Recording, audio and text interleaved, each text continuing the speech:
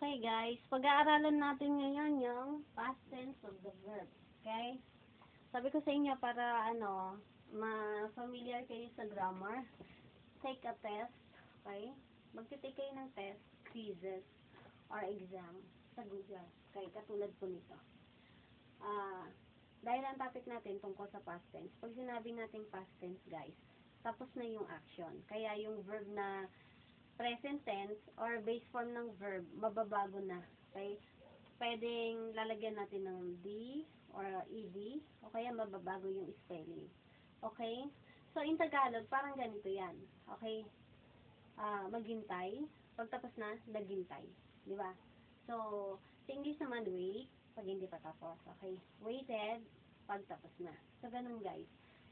Ika-convert natin yung mga verb na nandito sa past tense. Okay? Palatandaan ng past tense guys, don't forget, pag sinabi natin last month, okay, last day, last Sunday, last Monday, okay, last month, last week, in 2012, kasi tapos na yung 2012 in 2011, okay, in 1970, okay, o 1970s, mga tapos na yun, okay, o kaya 2 years ago, 2 days ago, so nakalipas na. Okay, yan ang mga palatandaan ng past tense. So, ito, last Sunday, so noong nakaraang Sunday, so tapos na, nagsasalaysay ito kung anong nangyari. So, lalagyan natin ng past tense, okay? So, last Sunday, noong nakaraang Sunday, my father blank home, okay? Yung father ko ay dumating sa bahay. So, yung ka magiging king, okay? Ang aking ama ay dumating sa bahay. So, he belongs to the garden and blank for someone. Pag sinabing go, yung past tense niya went. Okay? So, pumunta siya sa garden. Pumunta siya sa garden at naghanap ng worm. So, pag sinabing look, naghanap. Look. Okay? Tapos na, kaya lalagyan mo na siya ng ed. Kasi look, look. Kasama siya sa regular verb. Okay, si put. Pag sinabing put, ang past tense niya parehas lang po, Okay, put them in a little can and get. Itong get, magiging got. Okay? Nilagay daw niya sa maliit na lata. Okay? At kinuha niya yung fishing line niya. And got his fishing line. He blank. Pag sinabing go, past tense niya ay went. Okay.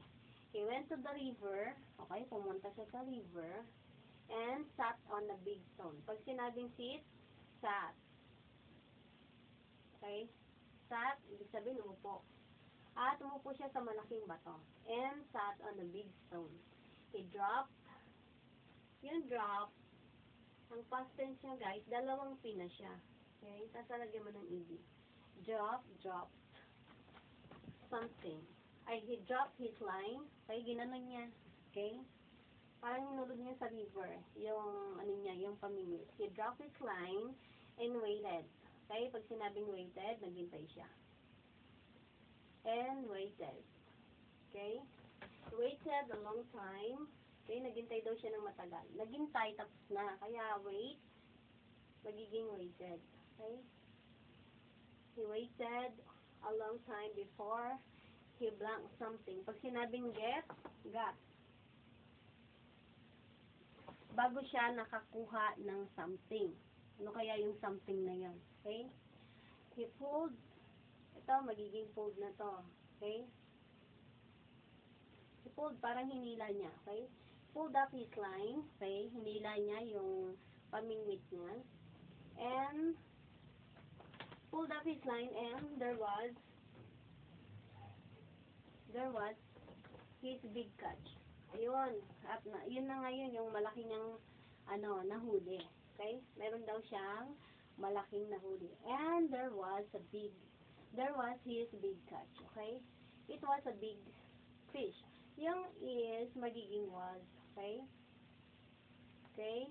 It was a big fish. Okay? So, ulitin natin guys Come, came. Go, went. Okay? Get, got.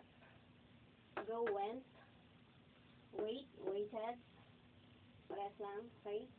Drop, drop. Get, got. Pull, pulled. Okay? Is, was. Okay? Next, write the past tense on the blank for each verb. Okay? So, ito guys, sama-sama na may regular verb at saka irregular verb. Okay? Irregular verbs kasi marami.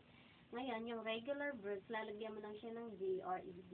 Yung irregular verbs naman, pag past tense niya, yung iba, mababago yung spelling. Pwedeng sa gitna o sa dulo ng word. Okay? So, yung write, magiging wrote. Okay?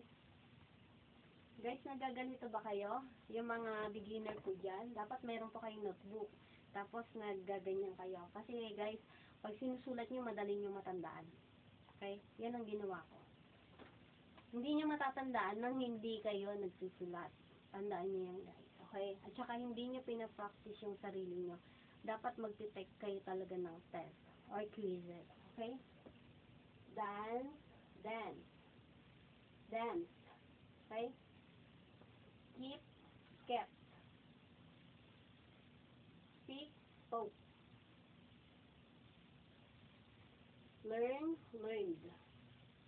Tandaan natin guys yung learned. Okay?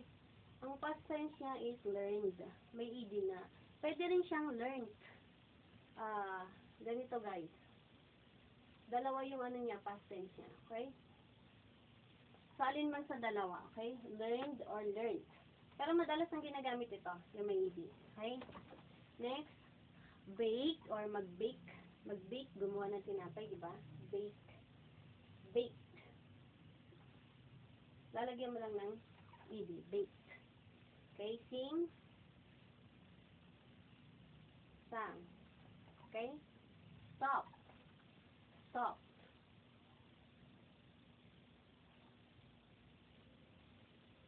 Stop. Okay? So, para siyang drop. Yung drop, dalawa yung P niya. Tapos, lalagyan mo ng ed. Yung stop, ganun din. Dalawa yung P niya. Stop. Stop. Okay? Save. Lalagyan mo lang ng ed po, ano? Saved. Fight, fought. Okay? Nakipag-away or makipag-away. Pagtapos na, nakipag-away, fought. Okay? Jump. Jump. Say. Said. Next. Shout. Shouted.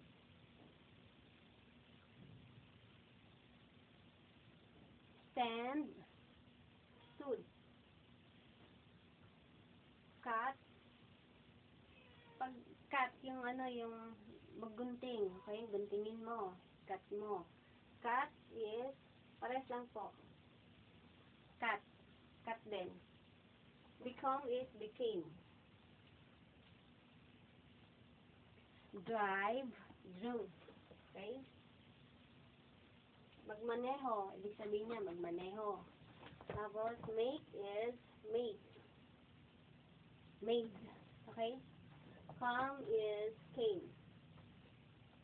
Shut. Pag sinabing shut, i-close. Okay? Shut the door. Close the door.